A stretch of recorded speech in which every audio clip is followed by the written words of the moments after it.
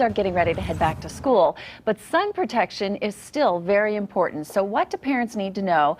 What do parents need to know about sun safety at school? Dr. Joel Cohen, from a dermatologist from About Skin Dermatology, is here to talk more about it. Good to see you. Nice to see you. It's one of the things that I've added to the kids' list in the morning is put sunscreen on before school. Is that the first thing that we should start doing? I know you have other tips as well. You know, that's really essential. Get them into a routine so that hopefully they can develop good habits over their childhood, because one blistering sunburn in childhood is associated with a 50% increase in the risk of melanoma in their lifetime. That scares me when I think about our childhoods where we didn't know as much as we know now.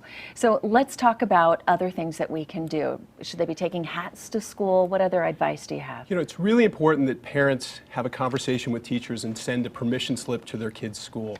And that permission slip should actually say, I would like my child to have sunscreen on about 20 minutes before recess, and I would like for them to wear a hat and sunglasses. And for kids below third grade, they're going to need some help with that.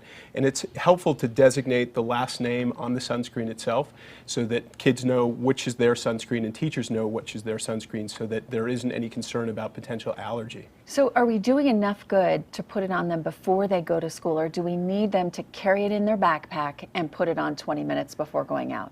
So sunscreen is really most effective in the 2 hours after it's applied. So there are some critical things to look for in terms of sunscreen. You want to make sure something is broad spectrum. That's going to become more apparent come December when the new guidelines are labeled. On the label. SPF of at least 15, and then making sure that it indicates that it is water resistant. So there's no waterproof, and kids do need to reapply after they've been in the water. And also you can have a conversation with the teacher and see if it's possible, especially in preschools, if they can have recess or time outdoors before 10 o'clock or after 2 o'clock, where you avoid the peak sun hours. Okay, let's talk about other things that you've brought with you and why they're good or what you like about them. And specifically I want to talk about the spray sunscreens. Do you like that? Are you getting the same amount of coverage from that? Spray sunscreens are great, usually for the body, and for the face, I like the cream better. Spray sunscreens do need to be rubbed in.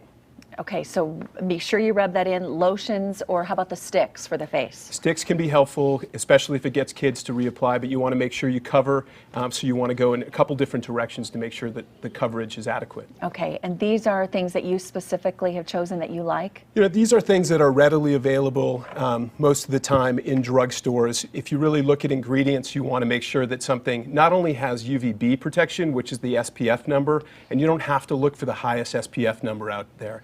The new guidelines are actually going to make it much more clear, but UVA is not something that's protected in the SPF, and you do need to have a few key ingredients to protect against UVA, and those are zinc oxide, titanium dioxide, and helioplex or ecamsyl. Those critical ingredients can be very helpful with UVA protection. All right, well, since we have you here, we have to show you a picture we found online today. This is not a joke. This is actually what they're doing in China. Can you see these images? Are you in favor of these? Because we think they look a little funny. You know, a ski mask when you're out at the beach may not be all that acceptable here. However, there was an article in the Boston Globe yesterday that more and more stars and people from Hollywood are using a parasol when they're out at the beach or walking around town. So that was just maybe a little more fashion forward. Yes. These apparently are real, and they're being made of like a swimsuit material, so it's not like the heavy ski mask, but we thought they were a little bit funny, so we thought we'd show them to you, being the one who is most skin conscious. Thanks for the information this morning. We appreciate it. Tom? Do you get the feeling that when it's time to put the mask on,